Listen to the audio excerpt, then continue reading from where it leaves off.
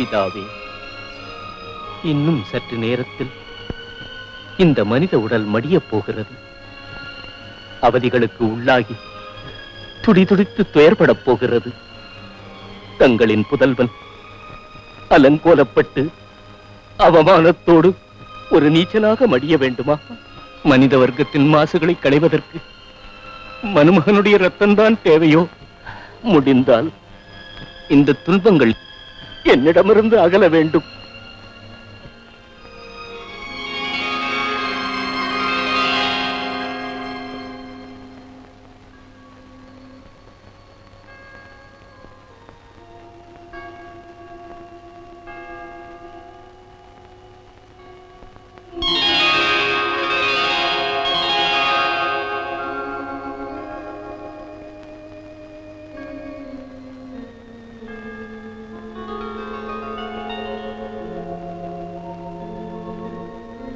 தங்கள் சித்தம் நிறைவேறட்டும்.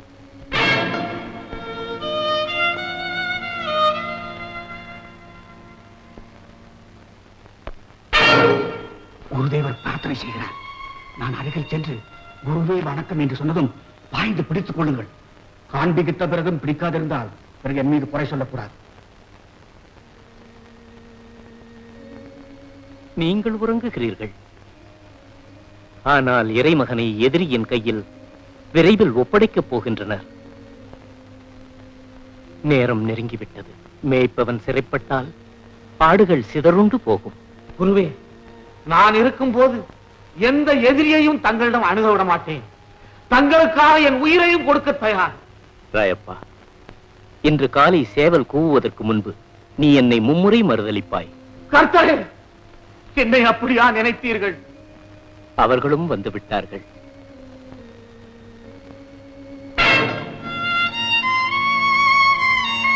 நீங்கள் யாரை தேடுகிறீர்கள்? நசரேயனான இயேசுவை. நானே அது. குருவே வணக்கம். யூதாஸ், உன்னுடைய குருவை நீயே முத்தம் கொடுத்து காட்டிக் கொடுத்தாய். ராயப்பா, உடனே இந்த வாளை உரையிலிடு. ஏனெனில் வாள் எடுக்கிறவன் வாளால் தான் அழிவான். சீடனே, பிரபு, காதை எடுத்து உரிய இடத்தில் வை.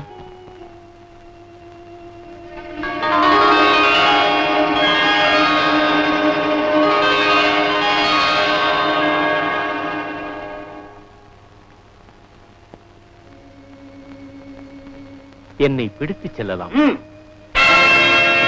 பிடித்து கட்டுங்கிறான் இவன் சீடங்களையும். ஏன்பா, அந்த இயேசுவ கைப்பாசோட அரமனைக்கு கொண்டு போனாங்களே, என்னாச்சு? என்ன ஆச்சு? கொல்லணும்னு தான் அவங்க நினைச்சாங்க.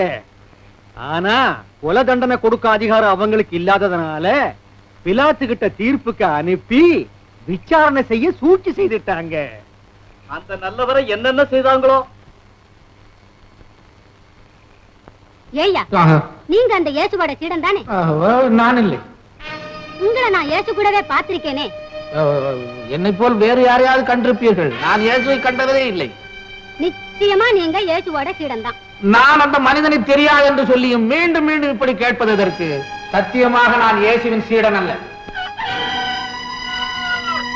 சரி, பொழுது விடிஞ்சு வச்சு புறப்படுங்க.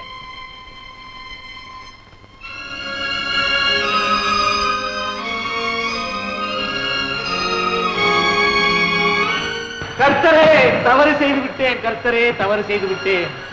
தாங்கள் அருளி செய்தது போல் என்னுடைய கர்த்தரும் குருவும் தேவனுமான உங்களை கைவிட்டு விட்டேன். கர்த்தரே, தாங்கள் என்னை தண்ணீரின் மேல் நடக்க வைத்ததையும் தாபோர் மலை மீது எனக்கு தரிசனம் அளித்ததையும் தாங்கள் யார் என்று தெரிந்திருந்தும் அவைகளை மறந்து இந்த நீச்சல் தங்களை கைவிட்டேன். கர்த்தரே, பேதுரு, நீ பாறையாகுங்க. உன் மீது என் சபையை ஸ்தாபிப்பேன். சொர்க்கராஜ்யத்தின் திறவுகோலை உனக்கு கொடுப்பேன் என்று சொன்ன வாக்குறுதிகளுக்கும் அனுக்கிரகத்திற்குமா நான் இவ்வளவு கேவலமாக நடந்து கொள்ள வேண்டும்? தவறு செய்து விட்டேன் கர்த்தரே, தவறு செய்து விட்டேன். என்னை மன்னிப்பீராக கர்த்தரே.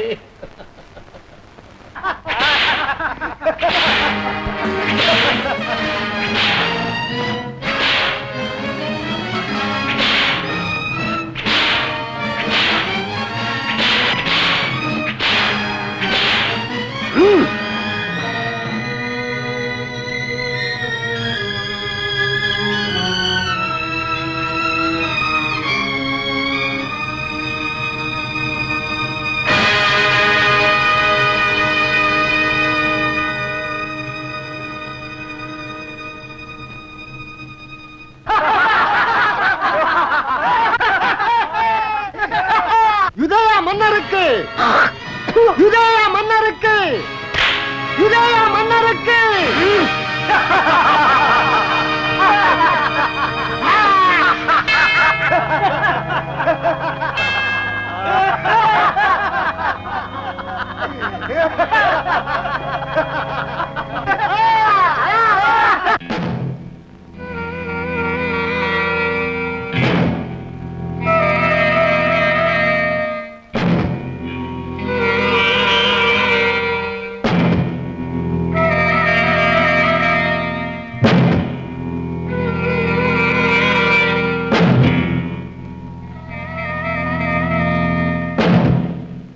ரோமாபுரி பேரரசின் ஆளுநர் மாண்புமிகு போன்தியஸ் பிலாத்து அவர்கள், நீதியின் காவலர் பிலாத்து பிரபு அவர்கள்.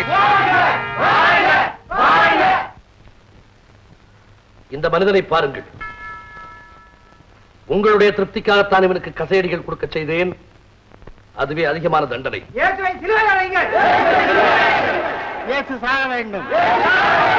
இந்த மனிதன் என்ன குற்றம் செய்தான்? இவன் இஸ்ரேல் நாட்டு பிரபுக்களை மட்டுமல்ல, அவர்களுடைய வணக்கத்துக்குரிய தலைமை குருக்களை பலரறிய அவமதிக்கிறான். நாங்கள் மிகவும் போற்றுகின்ற பண்பாடுகளை அலட்சியம் செய்கிறான். எங்களுடைய குலமுதல்வர் மொய்சனின் தெய்வீக மொழிகளை பழிக்கிறான். அல்லாமல் எங்களை வெள்ளையடித்த கல்லறைகள் என்று எள்ளி நகையாடுகிறான். இவைதானா இவர் மீது நீங்கள் சுமத்தும் குற்றங்கள்? இவன் யூதர்குல அரசன் நான் என்று நாடெங்கிலும் முழங்கியவன். இந்த தச்சன் மகன் தெய்வத்தை நிந்தித்தவன். ஆக எங்களது நீதி முறைகளின்படி இவனை சிலுவையிலே அறைந்து கொள்ள வேண்டும்.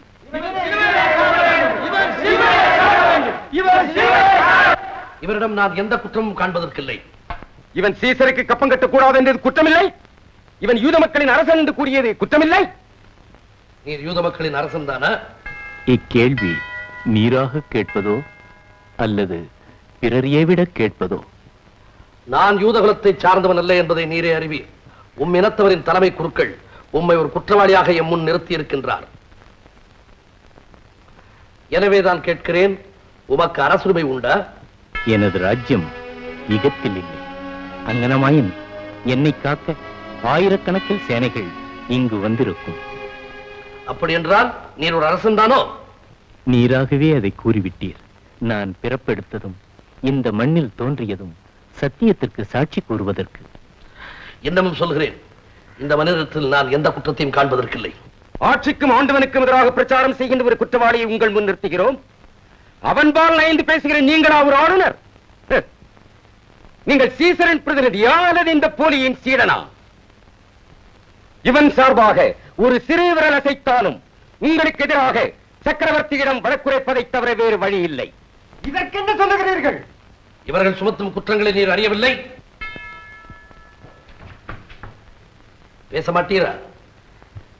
உம்மை தண்டிப்பதற்கும் விடுவிப்பதற்கும் எமக்கு அதிகாரம் உண்டு என்பதை அறிவீர்களவா நீர்? உயரே இருந்த அதிகாரம் உமக்கு வந்திருந்தாலன்றி மற்றெந்த அதிகாரத்துக்கும் உட்பட்டவன் அல்ல நான்.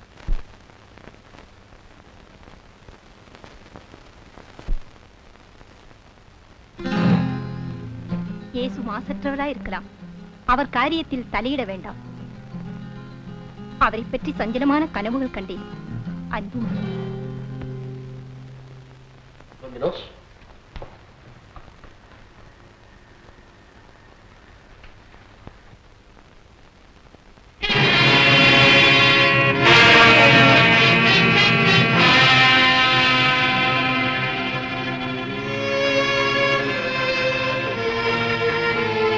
பெருமக்களே, பாஸ்கா திருநாள் அன்று குற்றம் புரிந்த ஒருவனுக்கு விடுதலை அளிக்கும் வழக்கத்தை நீங்கள் அறிவீர்கள். இதோ பரபஸ் உங்கள் இனத்திற்கு எதிராக, உங்கள் தலைமை சங்கத்திற்கு எதிராக, நீதிக்கு எதிராக பல கொலைகளும் கொள்ளைகளும் புரிந்த கொலைகாரன், கொள்ளைக்காரன். இந்த பாரபஸை விடுதலை செய்ய வேண்டுமா அல்லது கிறிஸ்து என்று அழைக்கப்படும் இந்த இயேசுவை விடுதலை செய்ய வேண்டுமா? பாரபஸ விடுதலை செய்யுங்க. பாரபஸ விடுதலை செய்யுங்க. இயேசுவை சிலுவையில் அறையுங்க. லாங்கனோஸ், பாரபஸை விடுதலை செய்.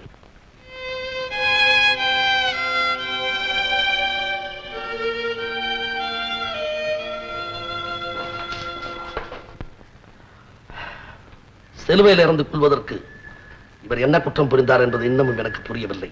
தலைமைச் சங்கத்தையும் சீரிய மத தலைவர்களையும் மக்கள் அனைவரையும் அவமதித்த இந்த கவலனுக்காக பரிந்து பேசுவது உங்களுக்கு பெருமையாக தோன்றுகிறதா? இருக்கட்டும், நாங்கள் இவனை விடுவதாக எண்ணமில்லை. இவனை சிறுவையில் அறைய விதிப்பீரா மாட்டீரா? அதுதான் தெரிய வேண்டும். இவனுக்கு கொலை தீர்ப்பும் அதோடு உங்களுக்கான பதவி நீக்கமும் கொண்டு வராவிட்டால் நாங்கள் இஸ்ரேலின் சந்ததிகள் அல்ல. நீங்கள் எதுவும் பேசுவதில்லை, மக்களோ கொதித்தடுகின்றனர். இவனை பற்றி ஒரு முடிவுக்கு வருகின்றீரா இல்லையா? அது ஒன்றே நாங்கள் அறிய வேண்டும். இந்த நீதியாளரின் இரத்த பலிக்கு நான் பொறுப்பாளி இல்லை, நீங்கள் தான் பொறுப்பு. அதற்கு அடையாளமாக இதோ என் கைகளை உங்கள் முன்னால் நானே கழுவி விடுகிறேன். உங்களுக்கு பொறுப்பில்லையா? வேண்டாம், அந்த பழி எங்கள் மீதும் எங்கள் தலைமுறை மீதுமே இருக்கட்டும்.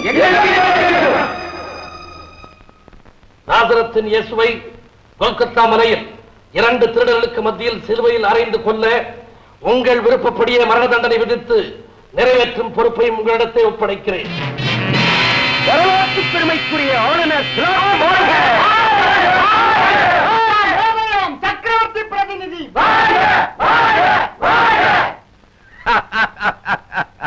யூதர்குல மன்னரே, புறப்படுங்கள். புறப்படுங்கள்.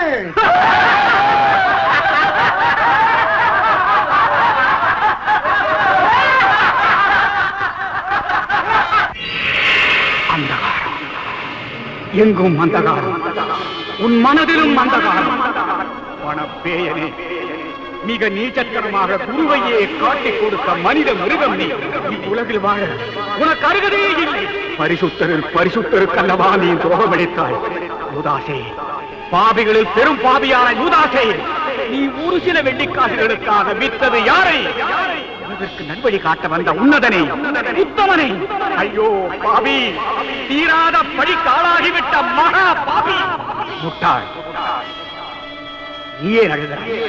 உனக்கு வேண்டியது பணம், அது கிடைத்து விட்டது. சிரித்துக் கொண்டே இரு, சிரித்துக் கொண்டே இரு.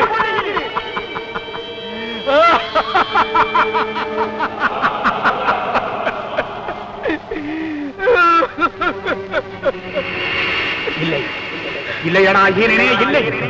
உனக்கு மன்னிப்பு, இடத்திலும் பரத்திலும் விமோசனம் இல்லை. விளைவால் அந்த கொடூர ஓநாய்கள் ஒரு பரிசுத்தரை இரத்த பலி கொடுக்க போகின்றார்கள். அவர் சாகும் முன் நீ சாக வேண்டும், நீ சாக வேண்டும், துருதுருத்து சாக வேண்டும்.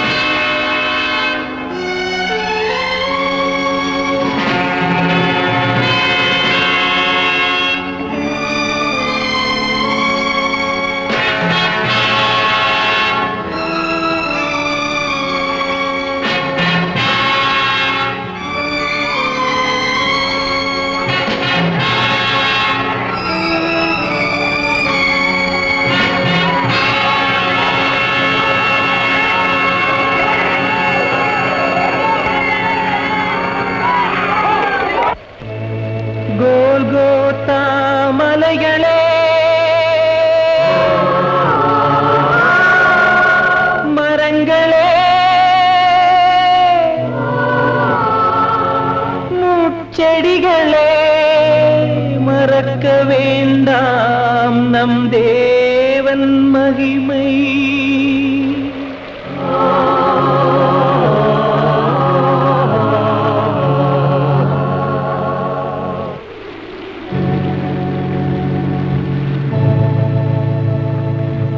இடது தோளில்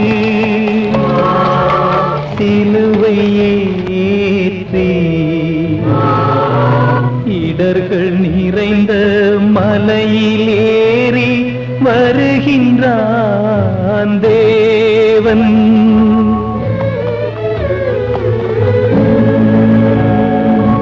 இடது தோளில் சிலுவையே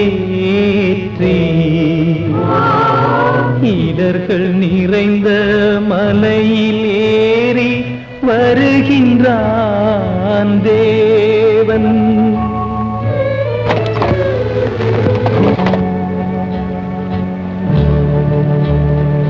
முள்முடி சூடிய சுதனாம் தேவன் உள்ளம் மலர்ந்த உன்னத மனிதன் சரம் போல் தாக்கும் சாட்டை அடிகளை ஏற்று கரையில் வீழ்கின்றான்.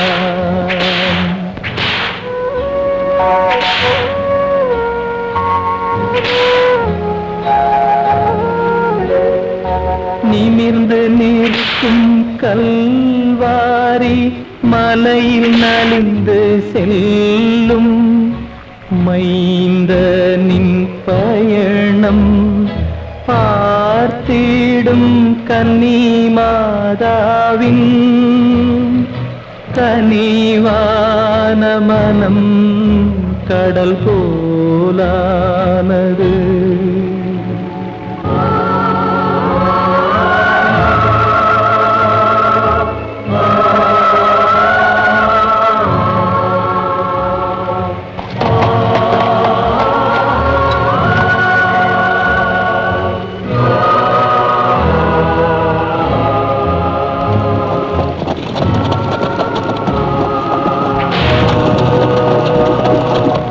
உலக பாவங்களொன்றாக கூடிய சிலுவை சுமந்து தேவகுமாரன் நிலத்தில் துடித்து வீழும் வேளை சீமோனின் கைகள் அணைக்கின்றன.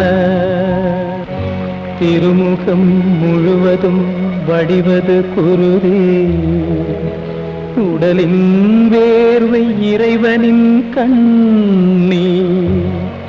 அடியான் பாவை வெரோனிக்கா அன்பு சேவையை அளிக்கின்றாள்.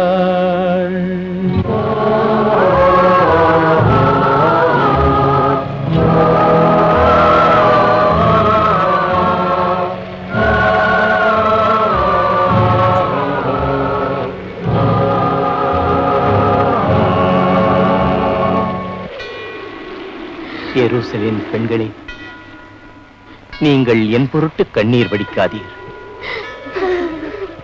உங்களுக்காகவும் உங்கள் தலைமுறைக்காகவும் வருத்தப்படுங்கள். ஏனெனில் மக்கள் பச்சை மரத்தையே இவ்விதம் செய்தால் பட்ட மரங்களின் கதி என்ன?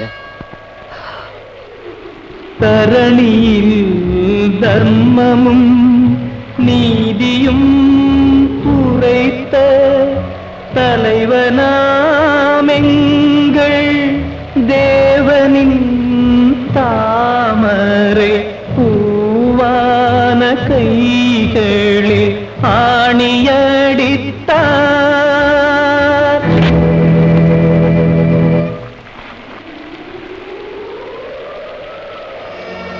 பிதாவே, இவர்களை மன்னிப்பேன். இவர்கள் செய்வது என்னவென்று அறியாதவர்கள். நீர் கிறிஸ்துவாயிற்றே, உண்மையும் எங்களையும் காப்பாற்றுமே பார்க்கலாம். நீர் வானுலக மகிமையோடு வரும்போது என்னை மறவாதீர். நீ என்னுடன் இன்று பரலோகத்தில் இருப்பாய். பெண்ணே, இதோ உன் மகன். யோவான், இதோ உன் தாய். பிதாவே, எதற்கு என்னை கைவிட்டீர்?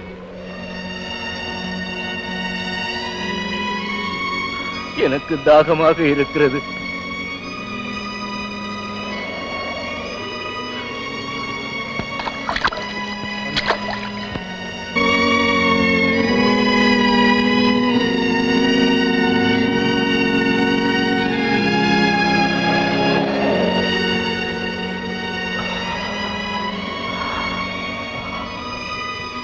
பிதாவே, தங்கள் கரங்களில் எனது ஆன்மாவை ஒப்படைக்கிறேன்.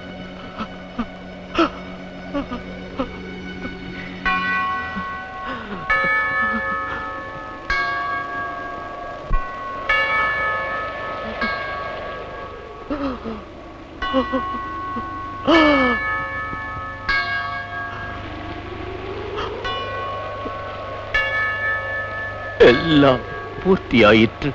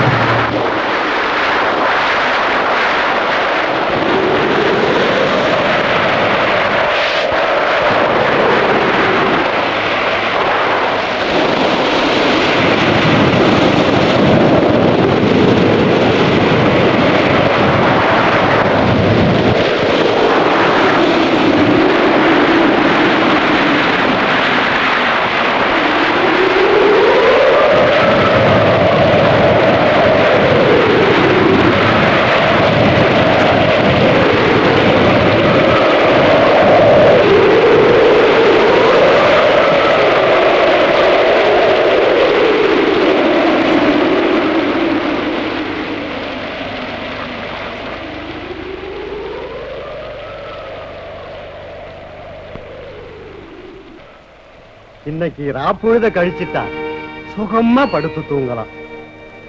அந்த இயேசு 3வது நாள் உயிர் தெழுவாருன்னு அவருடைய சீடர்கள் கடலத்தை கடத்திட்டு அவர் உயிர்த்து விட்டதாக சொன்னால் அதுக்குத்தானே காவலுக்கு இருக்கிறோம்.